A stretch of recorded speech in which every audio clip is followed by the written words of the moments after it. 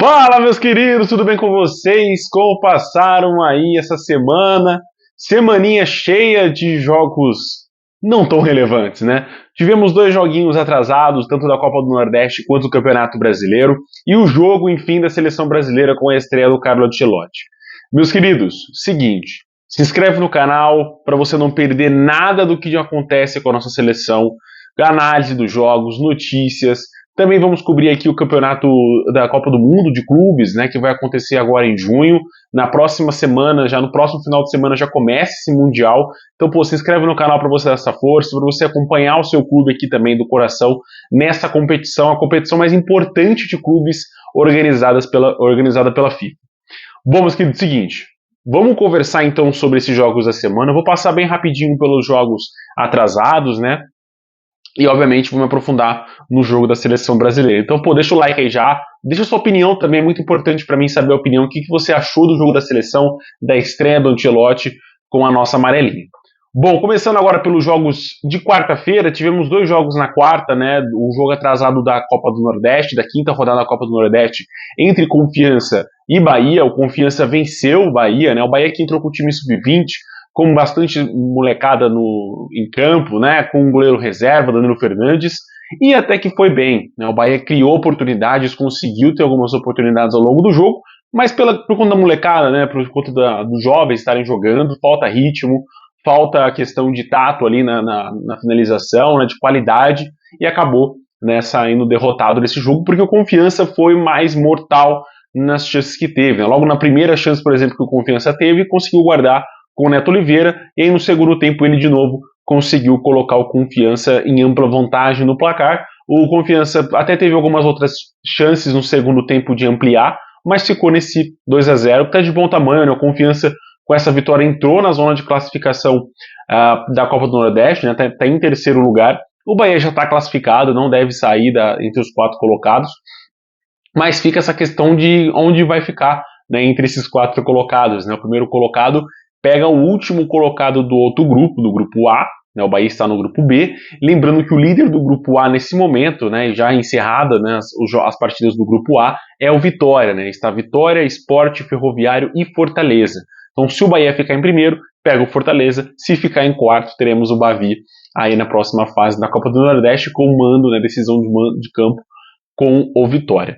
Bom, foi um jogo, cara, que não dá para analisar muita coisa do Bahia, mas a molecada conseguiu ir bem. Eu acho que, como alternativa para o time ao longo da temporada, surgiram bons nomes ali sim.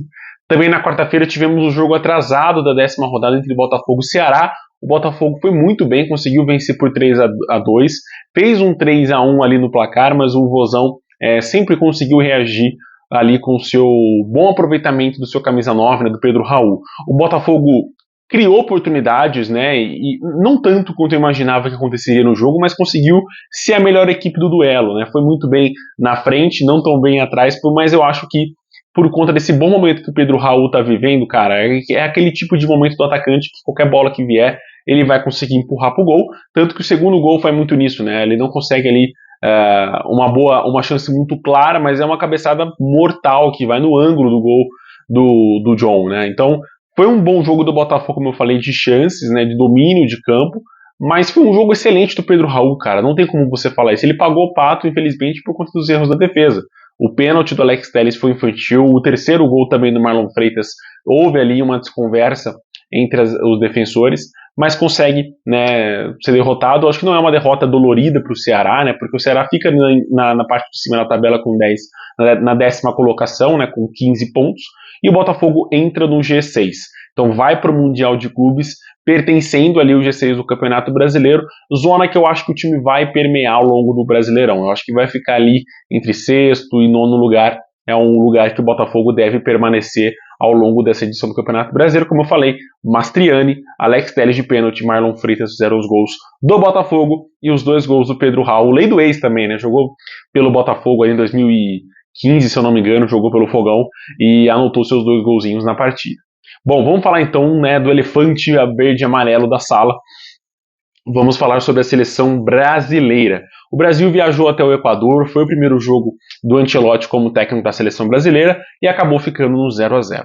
Foi um jogo muito fraco de se assistir. Foi um jogo, para quem acompanhou a partir dos 90 minutos, foi aquele jogo chato, monótono, fraco, frio, né?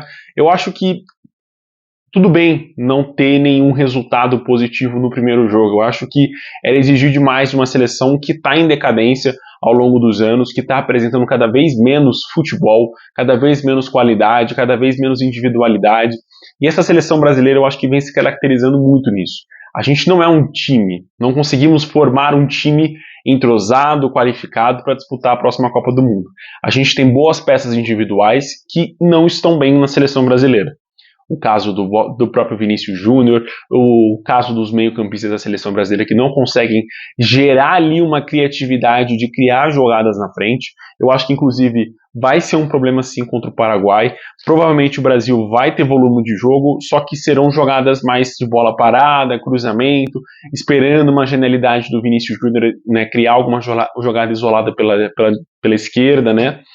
Eu acho que talvez a alternativa para esse jogo de meio de semana seja entrar com o Rafinha e com o Estevão, né? O Rafinha pelo meio mesmo, como 10, como fazendo essa articulação entre os volantes e os atacantes, com o Richarlison isolado na frente, com o Estevão pela direita e o Vinícius Júnior pela esquerda. E, cara, eu acho que está na hora do Ancelotti chegar nos seus jogadores e falar: gente, conversem entre si, tabelem, toquem a bola, busque um companheiro mais bem qualificado ou mais bem posicionado para conseguir converter as suas chances de gol. O Brasil teve uma grande oportunidade no primeiro tempo que o Gerson desperdiçou. Ao invés de finalizar e conseguir fazer seu gol, ele tentou passar a bola para o Vinícius Júnior, né, o dono da camisa 10 nesse momento da seleção brasileira, e ele acabou, né, errando completamente o chute. Quase que ele faz um gol sem querer. A bola bate, o zagueiro tenta tirar, a bola bate na perna esquerda e aí sim o goleiro consegue fazer a defesa. Então, cara, falta esse entrosamento dos homens da frente. O Brasil tem qualidade.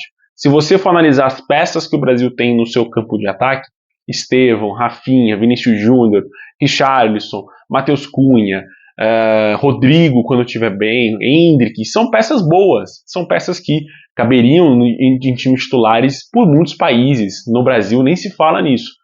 Então, assim, falta realmente esse entrosamento, esse entendimento de que é um coletivo, que não são peças individuais, que não vão gerar apenas um Reels ou um TikTok legalzinho de cortes para você postar na sua rede social ou fotos bacanas para você alimentar a sua rede social. É importante a gente ter entrosamento dos homens da frente, né? Numa Copa do Mundo, cara, isso é essencial. A última vez que a gente teve um grande entrosamento na frente, sei lá, se eu vou me recordar aqui mais, foi em 2010. Onde a gente teve um grande entrosamento, né, os atacantes se entendendo, as jogadas acontecendo, os jogadores se conhecendo dentro de campo. Eu acho que o gol contra a Holanda, por exemplo, do passe do Felipe Melo pro gol do Robinho, diz muito sobre isso, de posicionamento, de saber onde o companheiro tá. Então, assim, cara, falta entrosamento. Falta isso. Falta essa química entre os jogadores que não tá acontecendo. É um time muito frio, é um time muito cru ainda, né? E aí você olha. E eu não esperava que isso fosse acontecer no jogo de hoje, sendo sincero com vocês, me abrindo aqui para vocês. Não dá para eu exigir isso na primeira partida do Ancelotti. Mas é um erro a gente, há pouco mais de um ano, né, ou pouco menos de um ano, está exigindo entrosamento da seleção brasileira. Né? A gente teve todo um ciclo de Copa do Mundo jogado fora com o Edinaldo, com a má gestão da CBF, e agora há um ano parece, né, com essa energia que a CBF emana, que as coisas estão caminhando um pouco. E, obviamente, a energia que o Ancelotti traz para a seleção brasileira. Outro ponto importante, na minha opinião, falta fogo. Falta ânimo para essa seleção. Nitidamente, a volta do Casemiro para a seleção brasileira para ele ser convocado, demonstra isso. Você olha, por exemplo, uma falta que o Bruno Guimarães consegue fazer, né, dentro da área, né, sofreu uma falta dentro da área, numa bola que era difícil sim, né, o ponta do Equador estava tentando ganhar a jogada ali, e o Bruno consegue fazer uma falta, ele cai no chão, todo melancólico ali, né, sofrendo e tal. Chega o Casemiro, puxa ele pela camisa, levanta, vamos, sacode, vamos jogar isso, vamos lá. Pô, foda pra caramba que você conseguiu fazer esse design, vamos agora pra mais, vamos buscar mais. E ele dentro de campo brigando com os jogadores do Equador e querendo mais, ansiando por mais. Eu acho que falta isso na seleção brasileira. São jogadores já alimentados, né, já que ganharam tudo praticamente por seus clubes e que, né, estão desanimados aí na questão com a seleção brasileira. Eu lembro muito de uma entrevista com o Tele Santana na qual perguntam para ele: você prefere o jogador, o Romário, ou um jogador da Série D que passa fome, etc. Ele fala: cara, eu prefiro esse jogador porque eu sei que quando ele entrar em campo, ele vai entrar em campo não por mim, não por torcida, por staff, por gente de fora, vai entrar em campo por ele. Ele vai correr atrás por ele, pela família dele. E, cara, eu acho que falta isso pela seleção brasileira, os jogadores entrarem em campo com vontade. A gente teve o exemplo do Wesley, por exemplo, que entrou na última convocação, né, no jogo contra a Colômbia e também no jogo contra a Argentina, entrou com ânimo, com garra dentro de campo, e aí você olha hoje para a seleção brasileira, os jogadores precisam de serem injetados praticamente esse ânimo dentro de campo. São jogadores muito distantes do nosso futebol, muito distantes do calor da nossa torcida e da realidade do povo brasileiro. A gente tem a seleção como um refúgio de toda a crise que a gente passa externa, né? Dentro de campo, dentro de casa, fora de casa, na rua. A gente sofre muito, então a gente busca numa seleção brasileira esse descanso. E às vezes falta isso também, eles terem essa consciência de que eles são motivadores da nossa nação. A gente é uma nação dependente de futebol. Não tem como. A gente depende do futebol para ser feliz, para enfim, estar bem no dia seguinte. É muito mais passional do que eu gostaria, por exemplo. Eu acho que a gente tem que ser cada vez mais racional envolvendo clubes e futebol, porque é apenas isso. Apenas futebol, um esporte, assim como a esgrima, assim como o dardo, assim como a bocha, é apenas um esporte. Mas assim, de níveis técnicos, do que eu pude ver, gostei do jogo defensivo da seleção brasileira. Para mim, o melhor homem em campo é o Casemiro. Funcionou muito bem essa volta. Tomara que ele volte, continue titular no jogo contra o Paraguai dentro de casa. Eu acho que ele ali como um sólido volante fixo vai fazer a diferença para o Brasil e retomar esse ritmo, retomar essa confiança, esse fogo, como eu falei. Então, assim, cara, de pontos negativos que me surpreenderam negativamente falando, foi, obviamente, essa melancolia da seleção brasileira em comparação com o que a gente esperava, né? O que uma troca de técnico geralmente gera no futebol brasileiro, que é esse ânimo. Não tivemos nem isso com a seleção brasileira. Isso me preocupa um pouco, né? Porque se eles não tiveram ânimo de jogar, de ir para cima, de dominar, de sufocar o Equador, que nitidamente é uma seleção mais frágil que o Brasil, contra o Paraguai dentro de casa, será que a gente cria expectativa para isso? Óbvio que, assim, motivação externa vai ter. Eu acho que essa venda, esse sucesso de vendas antecipadas dos ingressos para o jogo na Neoquímica Arena dão ânimo e demonstram que a torcida quer acreditar nessa seleção. Agora, eu acho que a grande trucada, a grande cartada será realmente o desempenho dentro de campo. Porque, assim, meus queridos jogadores e você, torcedor também, a desculpa em relação a técnico acabou. A desculpa em relação ao presidente, por enquanto, acabou. Cabe a nós agora olharmos para os nossos jogadores e julgá-los como tal, porque não tem mais justificativa. É o que eu falo quando há uma troca de técnico em algum time da Série A do Campeonato Brasileiro.